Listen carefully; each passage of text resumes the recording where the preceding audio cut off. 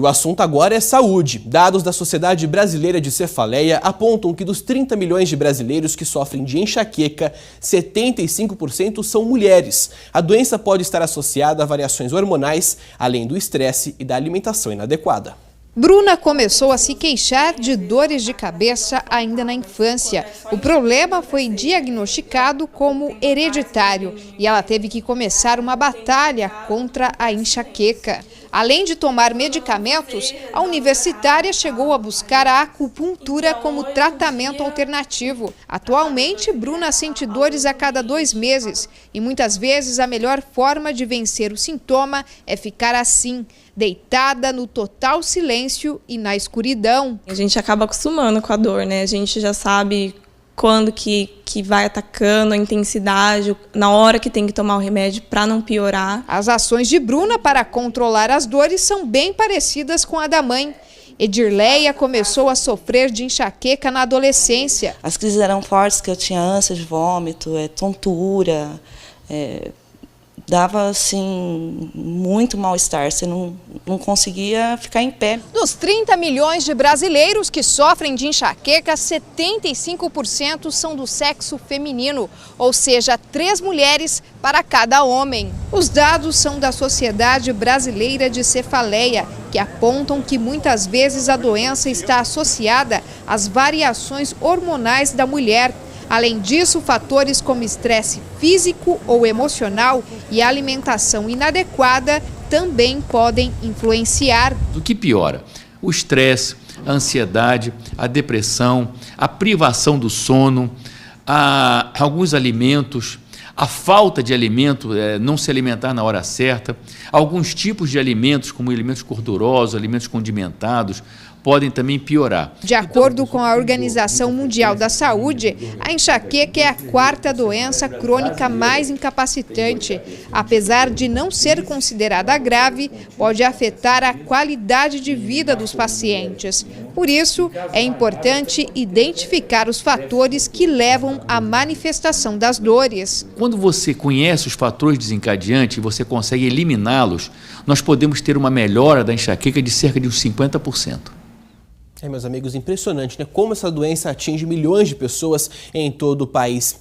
E para falar um pouco mais sobre o assunto, nós convidamos o neurologista Fabrício Zanini, que é especialista que participa do nosso consultório ao vivo de hoje. Doutor, muito obrigado por aceitar nosso convite, seja muito bem-vindo. Obrigado, eu. E eu começo perguntando o seguinte, para esclarecer realmente o que é a enxaqueca. Bom dia a todos, primeiramente, né? A enxaqueca, na realidade, que é mais importante a gente falar, primeiramente, o que é cefaleia, né? Porque muitas pessoas no consultório, no ambulatório, às vezes a gente chega, fala do termo cefaleia, elas ficam meio que perdidas, né? Então, cefaleia é o termo médico que a gente usa na medicina para designar dor de cabeça. E a enxaqueca nada mais é que o quê? Um tipo de cefaleia, ou seja, um tipo de dor de cabeça. Dentre vários tipos. Hoje a medicina reconhece aí numa subdivisão em torno de 300 tipos de dor de cabeça diferente. E a enxaqueca é um grupo dentro das dores de cabeça. E quais as características que ela tem, que a pessoa possa saber quais são os sinais, né, de que a pessoa está sofrendo uma crise de enxaqueca? A cefaleia típica, né, a enxaqueca típica que a gente mais costuma ver é aquela pessoa que tem uma dor de cabeça hemicraniana do lado da cabeça, sempre de um lado só, pulsátil, né?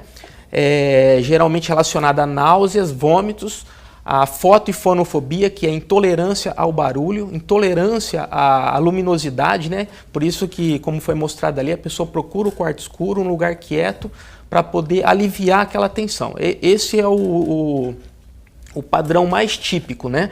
Mas a gente não pode deixar de mencionar que nós temos 2 tipos básicos de enxaqueca. A enxaqueca comum, que a gente chama, que é essa enxaqueca que eu falei. E a enxaqueca com aura, que é aquela que antes da dor, ela vem acompanhada de alguns sintomas, como pontos cintilantes, a gente chama de escotomas cintilantes, né? Ou algumas visões em zigue-zague, ou seja, são algumas alterações principalmente visuais, é mais comum as visuais. A gente mostrou que 75% das pessoas que sofrem de enxaqueca são mulheres. Essa doença só atinge adultos ou crianças também podem sofrer de enxaqueca? Atinge crianças também, só que nas crianças o padrão é sempre diferente. Uma coisa que é muito comum e diferente é que na criança geralmente é bilateral, no adulto ela é mais de um lado da cabeça, né?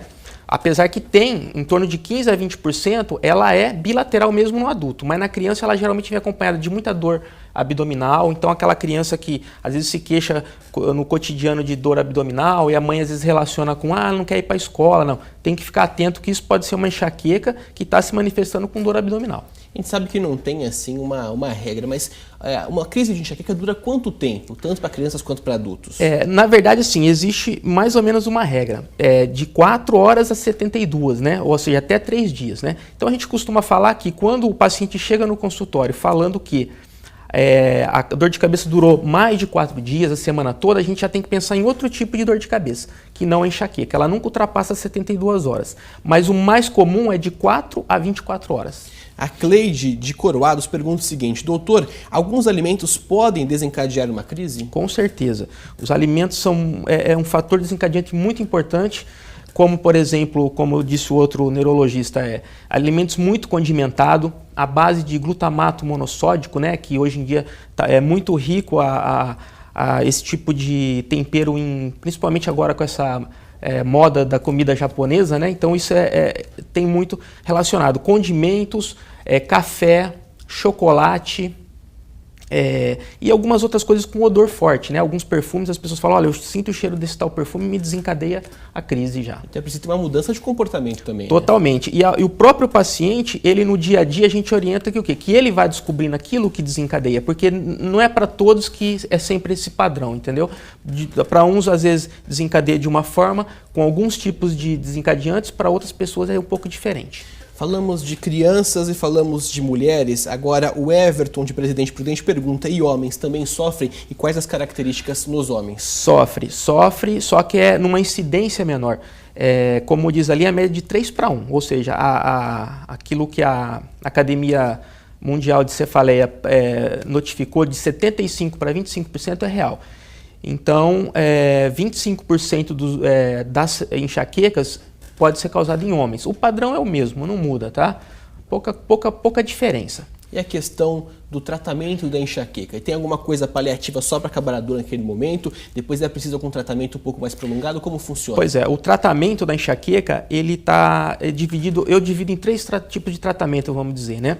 Um para você abortar a crise, outro para você, por exemplo, tem mulheres que chegam no consultório e falam assim, doutor, só me ataca no período menstrual, né? Porque como foi dito ali, está muito relacionado à mudança hormonal que a mulher tem muito mais do que o homem, por isso que é mais prevalente em homem. E no período menstrual, obviamente que aquilo se exacerba e é onde elas normalmente têm mais crises.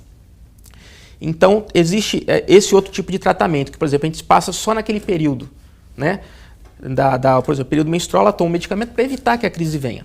E quando você tem mais do que 2 ou 3 crises por mês, ou são crises muito incapacitantes, aí está indicado o tratamento profilático, que é o quê? É o tratamento que você vai entrar com medicação diariamente para que você evite que a crise venha. Se ela vir, que ela venha com menos intensidade e com menos frequência também. Seja importante alertar que nunca deve ter automedicação, sempre procurando um especialista, não é mesmo? Isso é muito importante, eu quero deixar bem frisado aqui que nós temos um grande problema na dor de cabeça que se chama cefaleia crônica, né? Por abuso de analgésico. Então é aquela cefaleia que o paciente não procura o profissional e ele fica se medicando, principalmente aqueles analgésicos comuns que você tem livre escolha na farmácia. E isso pode levar a uma cefaleia crônica que depois o tratamento é muito mais difícil. Pelo abuso de analgésicos mesmo. Tá certo, então, doutor, esse foi o Fabrício Zanini, médico neurologista. Doutor, muito obrigado por compartilhar o seu conhecimento com a gente. Eu que agradeço a oportunidade. E até a próxima.